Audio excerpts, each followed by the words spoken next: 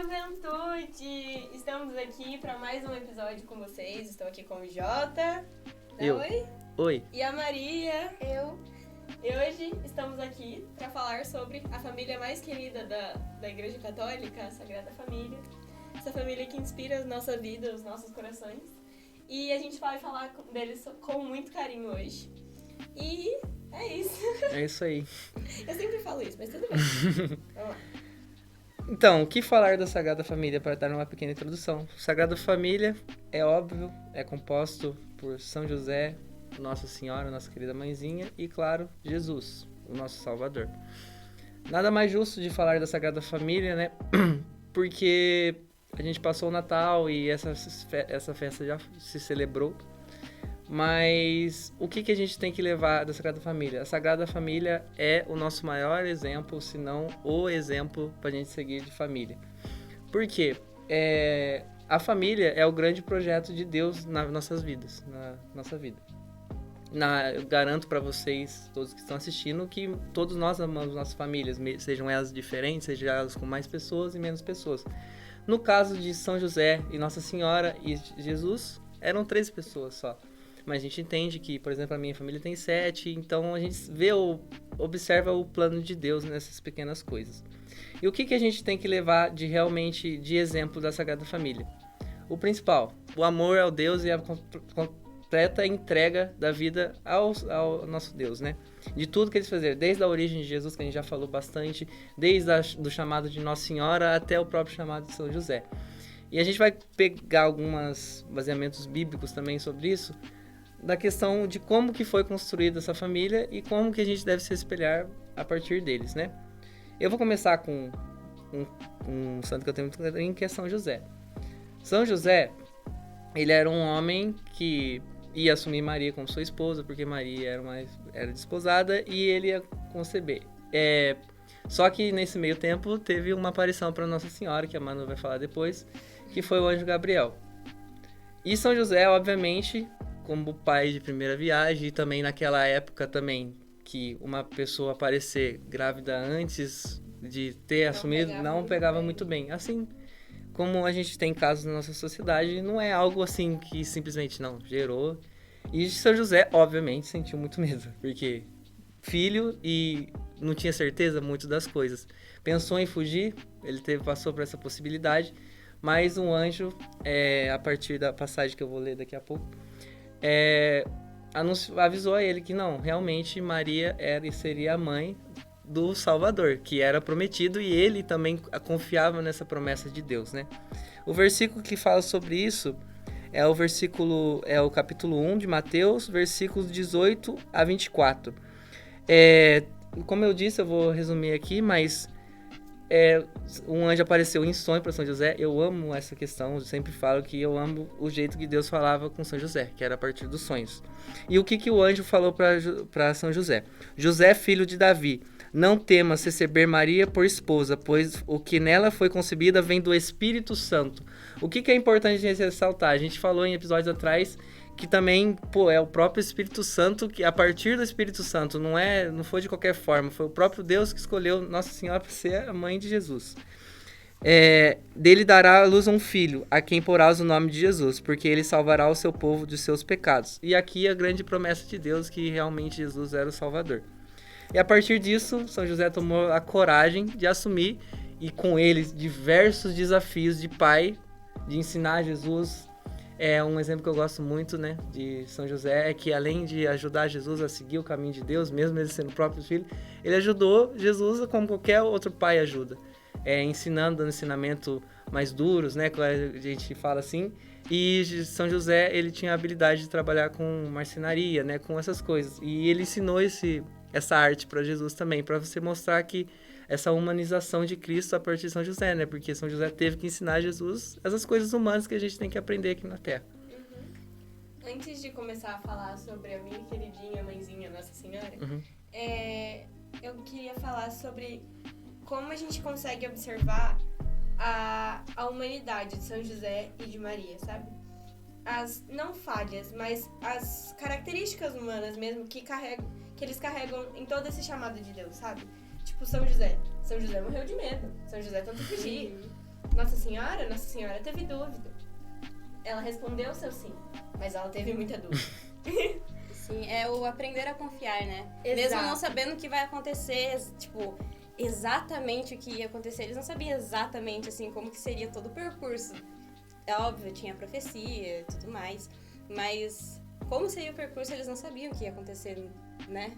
Exato. Então, tipo, é óbvio que tinha aquele receio, aquele medo, então, mas eles confiaram. É isso que a gente tira, né? Exato. Uma parte de todos os ensinamentos, acho que é isso que a gente tira nesse começo, pelo menos, que a gente tá falando aqui. Antes da formação da Sagrada Família, de fato, né? Eu acho que essa é a primeira lição que a gente pode tirar da vida de São José e de Nossa Senhora. Que é o confiar cegamente, sabe? E mesmo, apesar das nossas dúvidas, dos nossos medos, dos nossos questionamentos, seguir em frente, seguir na vontade de Deus. Se eles não tivessem seguido a vontade de Deus, a gente não teria Jesus, a gente provavelmente não estaria aqui. Entende? Se São José tivesse largado Nossa Senhora, a gente não sabe o que teria acontecido. Entende? Então, é muito sobre isso. Essa é a primeira lição, check, que vamos tirar da Sagrada Família hoje. Segunda lição, é sobre a resposta de Nossa Senhora. A gente sempre fala direto, né, sobre o sim de Nossa Senhora. Só que a gente esquece, a gente vê ela muito como Nossa Senhora, e a gente esquece de vê-la como Maria, de 15 anos, que tava morrendo de medo. Entende? Tipo, ela já ia casar com uma pessoa que, né, como naquela época você não conhecia, ela não conhecia, tipo, de perto São José. Ela foi prometida, né? Ela foi prometida a São José, certo? Os casamentos eram arranjados naquela época. Uhum. E então ela ia casar com uma pessoa muito mais velha, primeiro ponto, porque São José era bem mais velho do que Nossa Senhora. Uhum. Ela, tipo, tinha 15 anos, então, né? Manuzinho. Exato, verdade. Eu não me imagino. Eu sempre falo isso, gente, eu não me imagino. Se o anjo aparecesse pra mim, eu ia ficar morrendo de medo, eu ia chorar, O que eu faço? Eu não sei o que eu ia fazer, de verdade. Por isso que eu admiro muito Nossa Senhora, porque eu não ia ter essa maturidade de saber ouvir e falar o sim, sabe? E o anjo chegou nela, falou que o Espírito Santo ia conceber um filho dentro dela. Tipo, o Filho de Deus ia ser gerado nela, sabe? Pensa nisso. E mesmo, tipo, com todo esse medo, ela foi lá e deu o seu sim. E é muito isso que eu tiro de Nossa Senhora. E além disso, né, mais pra frente, a força de Nossa Senhora. Né, a Bíblia fala sobre o silêncio de Nossa Senhora, né, que Nossa Senhora guardava tudo que ela ouvia no coração. E é muito isso, sabe? Ela traz a serenidade que a mãe precisa, o cuidado que a mãe precisa trazer, sabe? Ela é o cuidado, o amor. E é muito isso, sabe? Nossa Senhora foi em cima do burrinho até Belém, lá levar Jesus. Teve Jesus no lugar mais insalubre possível. Pensa pra uma mãe parir o seu filho num lugar, tipo, onde os bichinhos comem, sabe? A gente pensa que Jesus deitou na manjedoura. Logo após, vieram falando que queriam matar o filho dela. Uhum. Entende? Essa força calada de Nossa Senhora, essa força interior, sabe? E ela acompanha Jesus desde os primeiros passinhos até a cruz. Eu vi um vídeo no Instagram esses dias de, tipo, pensando assim, sabe? Como é que Nossa Senhora... Será que Nossa Senhora cheirava o cabelinho de Jesus quando ele nasceu? Como é que foi a primeira queda de Jesus? Primeira queda enquanto ele aprendia a andar, sabe? Nossa Senhora teve que trocar fralda no deserto. Uhum. Entende? Ela tava com um bebê. E a gente não olha por esse lado, sabe? A gente não olha por esse lado humano que Jesus viveu. Que a Sagrada Família viveu. Então, assim, se eles conseguiram, a gente consegue. Exatamente. É isso. E também continuando essa vida deles, né? Logo depois que tiveram Jesus, como o João falou, que José recebia as mensagens por sonhos, também teve mais uma vez que ele recebeu a mensagem por sonho falando que eles precisavam fugir para o Egito, né? Porque Herodes estava atrás das crianças, né? Estavam matando todos os primogênitos e eles tiveram que fugir, porque senão Jesus... Coitado. Rascado.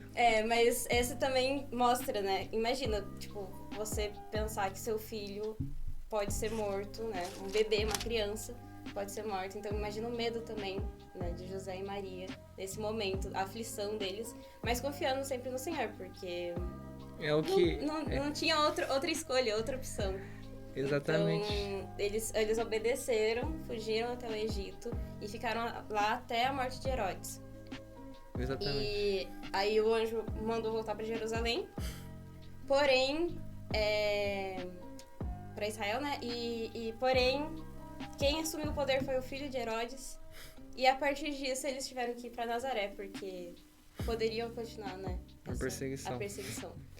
É o que eu levo muito, né? É o quanto Deus protege esse projeto, né? Desde a Sagrada Família, desde todas as famílias e as famílias atuais. Porque muitas vezes a gente vive num ambiente de família, a gente foca muito nos problemas, eu acho, mas a gente não pensa no livramento de Deus. Por exemplo, coisas simples que acontecem no nosso dia. A gente ia fazer uma viagem, mas no caso a gente não vai fazer mais essa viagem. Seja por N motivos, porque eu tenho que estar aqui, ou talvez seja uma libertação. Se até com a Sagrada Família, que tinham outros planos de tipo, não, você tem que se deslocar, vai ter que mudar de lugar. Vamos um exemplo mais bobo, quando você tem que mudar da sua casa, por exemplo. Nossa, você gosta dessa casa, você se acostumou, você cresceu aqui, mas agora a gente vai ter que mudar para um lugar muito longe. É meio que isso que aconteceu com Jesus e com a Sagrada Família, né? Você se deslocar da sua região. Mas imagine isso como tudo dá graças, né? Uma libertação mesmo, né? Sim. Se a própria Sagrada Família teve que fugir, né? Claro que a gente não tem que fugir de ninguém hoje. Não é tão drástico, mas o simples fato de Deus preparar esse caminho pra gente, não, vocês vão ter que se deslocar ou vocês vão ter que tomar essa decisão, porque simplesmente é o projeto de Deus, entendeu? Por exemplo, vamos supor que vocês não se mudem porque talvez isso seja causa de desunião, ou isso seja causa de estranhamento, ou não se muda, não acontece nada. Não é porque simplesmente é um acaso, é porque é esse cuidado com o plano. Com o plano que é o plano que para sustentar o projeto de Deus, que é a nossa família, né? A gente às vezes foca muito nos problemas, mas acaba esquecendo do quanto Deus protege as famílias e quanto isso é forte para Ele, né? Às vezes a gente não sabe alguma coisa que acontece na nossa vida e isso é em tudo. Às vezes você fala, nossa, mas por que aconteceu isso?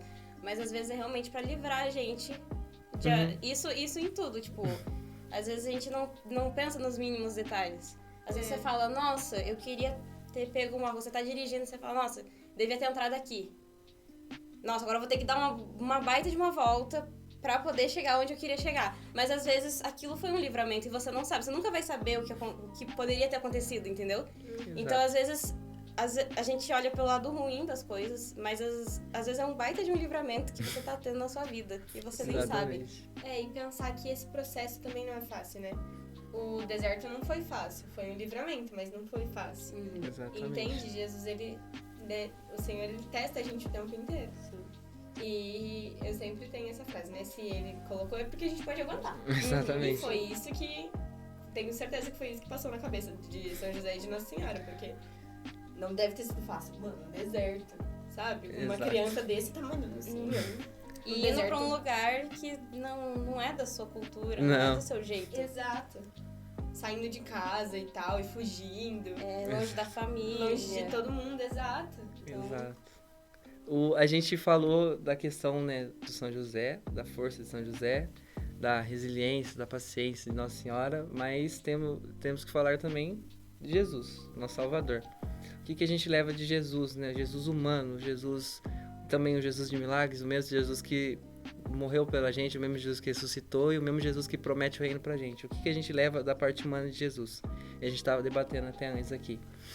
A obediência de Jesus, porque ele sendo Deus, ele sendo todo-poderoso, ele sendo o próprio Deus, 100% humano, 100% Deus, a gente esquece do 100% humano muitas vezes. Ele teve a obediência, ele teve que aprender, que nem a Manu falou, ele teve que a mãe dele ajudar ele a andar, o pai dele a ensinar ele a martelar um prego, o que seja, a religião, né, o próprio Deus, e mesmo diante de todos esses cenários, a obediência de Jesus, né? Que a gente vai citar ali depois também, e tem vários episódios que a gente observa isso.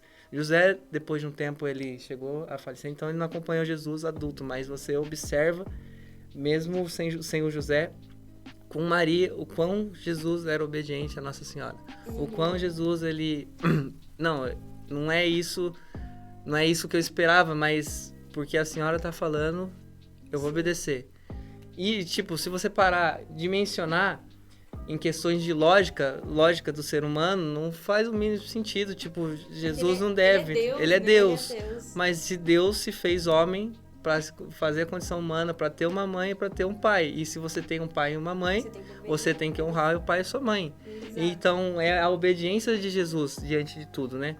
É isso que a gente leva, né? E tem a passagem que a Maria tá, eu acho que tá ali separada, a passagem do Jesus aos 12 anos, que a gente vê sobre isso. Também nas bodas de Caná, mas isso vai ficar para outro, porque a gente já falou bastante de boda de Caná. Mas aos 12 anos a gente observa isso também, que parece que Jesus dá uma resposta dura para Nossa Senhora, mas é para você ver que realmente ele não era sábio, né? Tinha a obediência a Deus, né? Exatamente. Nesse caminho. Então ele tinha que obedecer os dois, mas também tinha obediência a Deus. Então, aos 12 anos, Jesus, ele se perde do pai. Não se perde, tá? Spoiler! Então. Spoiler. Mas assim, Maria e José, como a gente fala, né? Em forma humana, falando, cara, cadê Jesus? Pelo amor de Deus, cadê?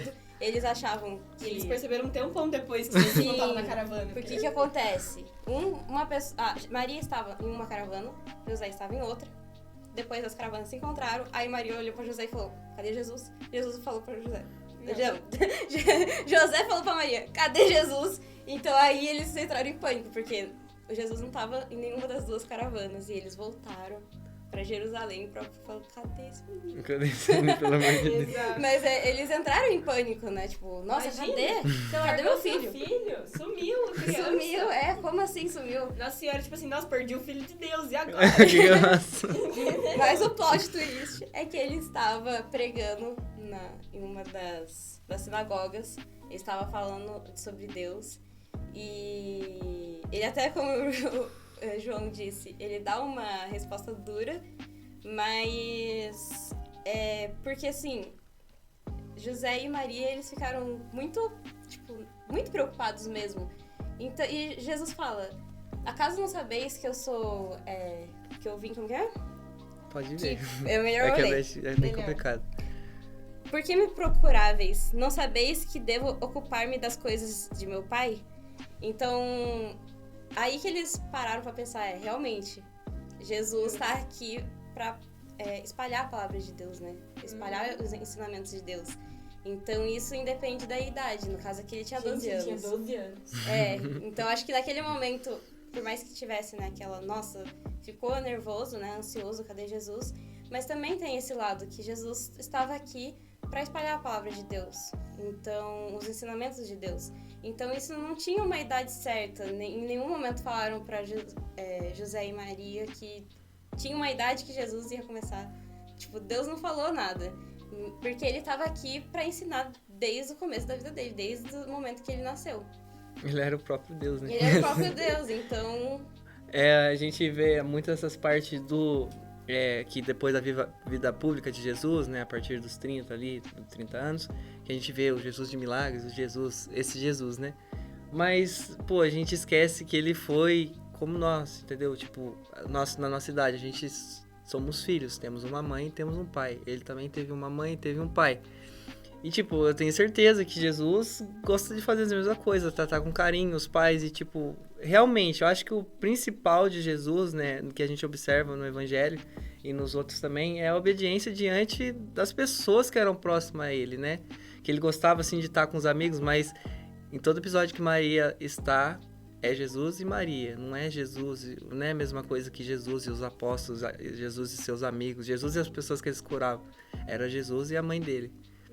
Então, você observa, não digo exclusividade, não seria o termo, mas a importância, no pouco tempo de São José, mas principalmente com Nossa Senhora, que não tem jeito, mas principalmente com Nossa Senhora, o quão isso era especial para Jesus, a família, entendeu? Sim. A família, sim, era todos que estavam com ele, mas tem essa exclusividade, não, a Sagrada Família, é José, Jesus e Maria. Então... a gente observa isso, a importância que isso foi para Jesus, né? Para a vida pública dele, mas para a vida... Ele sendo Deus, ainda assim teve que passar por essa questão desse ambiente de família, né? Que é o projeto de Deus. Sim.